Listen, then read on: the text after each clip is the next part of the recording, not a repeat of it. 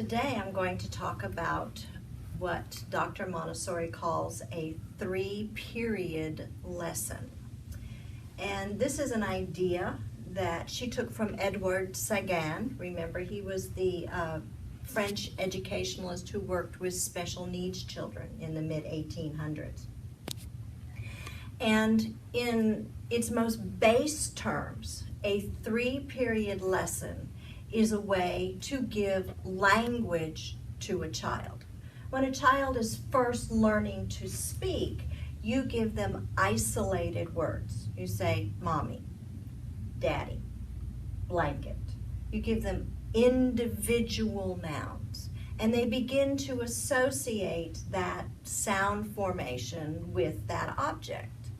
Later, as the child becomes more proficient in their language, you give them more complete sentences. And this is how a child naturally learns language. The reality is that when children are in school, they don't always have the vocabulary that you need for school, and that's when you begin to add more and more vocabulary. So a 3-period lesson is initially used to introduce vocabulary. Now, when Dr. Montessori first started using a 3-period lesson, she didn't know why it worked, she just knew that it did work. So we're going to look at what a 3-period lesson is, and then we're going to talk about why it does work, and then we're going to broaden it, okay? So as I said, there are 3 periods. There's the first period, the second period, and the third period. And if you want to think about it iconically, the first period is when the child is absorbing the information. The second period is when the child is classifying the information. And the third period is when they have to retrieve the information. Okay? So there's specific language that is used in a 3-period lesson. In the first period, the child is told, this is. This is red. This is blue.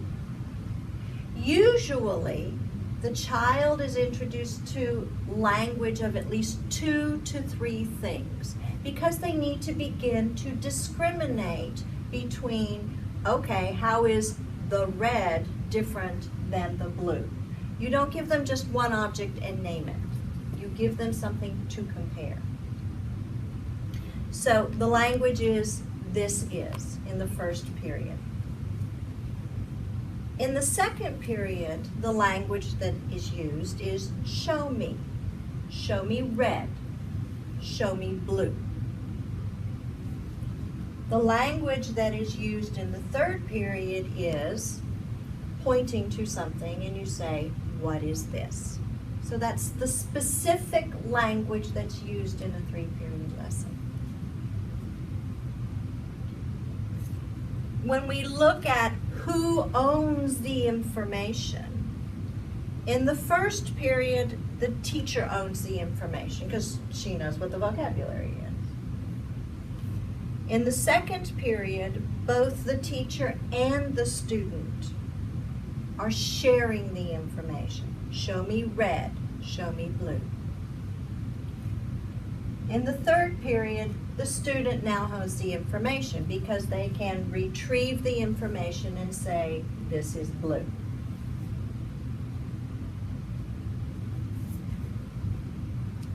As a language lesson, the first period takes a very short amount of time because you're just naming it.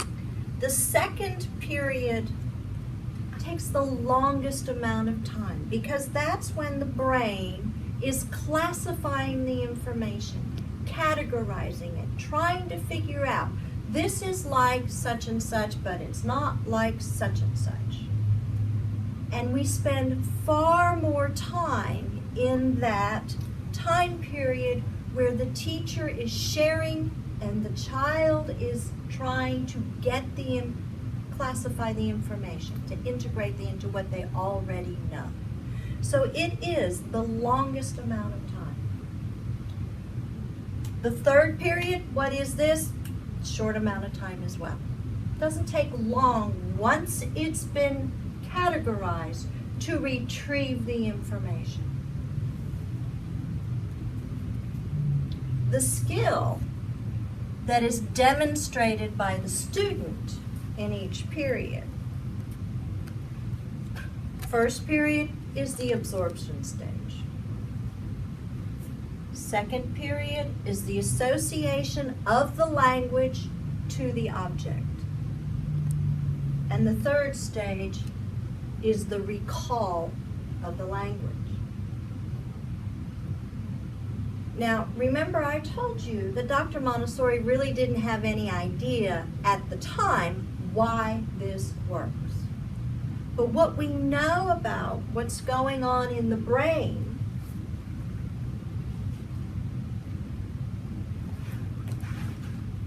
is that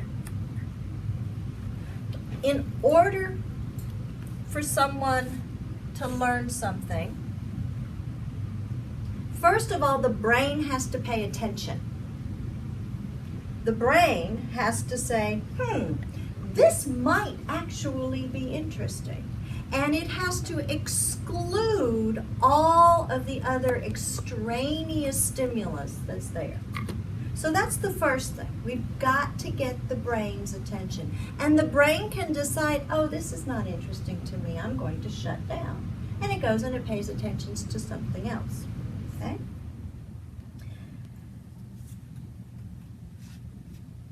What happens next is that the information needs to be related to prior information. Okay? When you're first learning something, your brain is trying to categorize everything. It's saying, oh, I know this is like such and such. And it's the job of the teacher to be able to give the child a mental set to start with. Today we're going to learn about colors. I've taught you about the primary colors. Today we're going to learn about secondary colors. And so we're going to relate prior information. I know about colors. And so the brain is kind of setting itself up and going, okay, I thought I knew everything about colors. I wonder what else there is to learn about colors. Okay? The information needs to be actively received. That's why, young children need to move. Even adults need to move. When you're first learning something new, movement is what triggers getting the information into the brain and being able to categorize it. But it also needs to be presented in an organized way. You'll notice that I lay my information out in an organized way, top to bottom, left to right. I'm modeling the reading process, but it's also a way where if you want to remind yourself of something, you can go back into my matrix and you can reread the definition.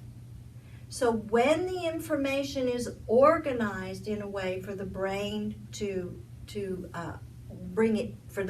associate it, it actually speeds up the learning process. When you're reading in a textbook, when college students are reading in a textbook, most of the time you highlight the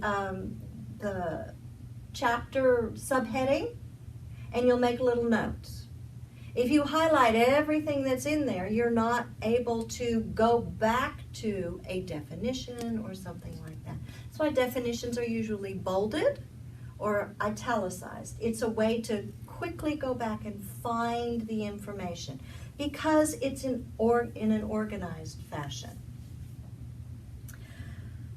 You have to have time to organize things.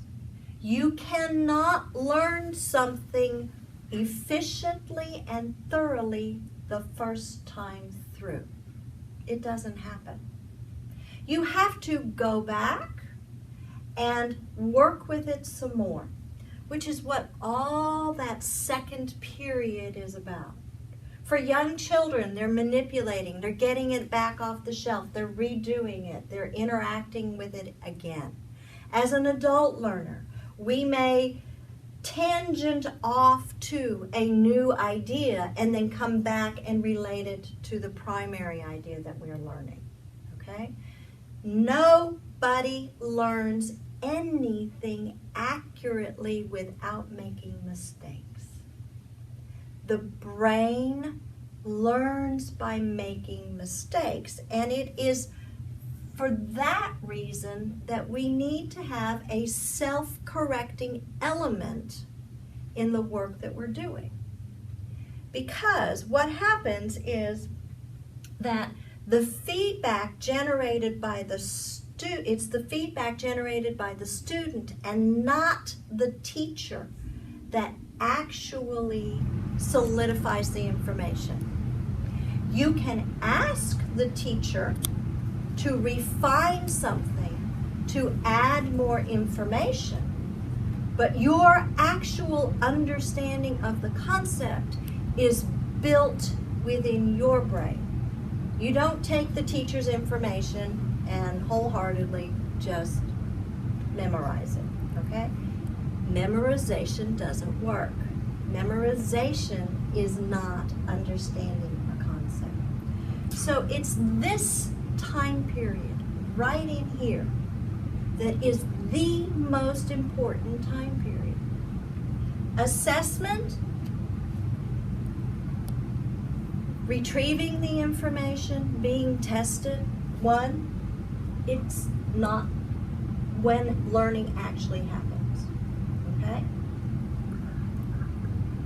The other thing is that emotions are tied in with the learning.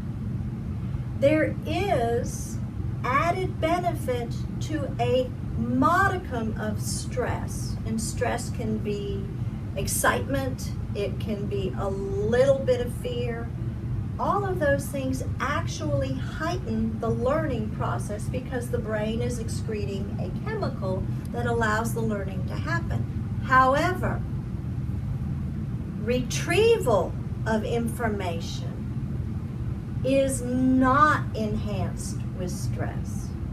So when you're studying for a test and you sit down and you look at that piece of paper and you go, I don't remember anything at all, that's your brain shutting down.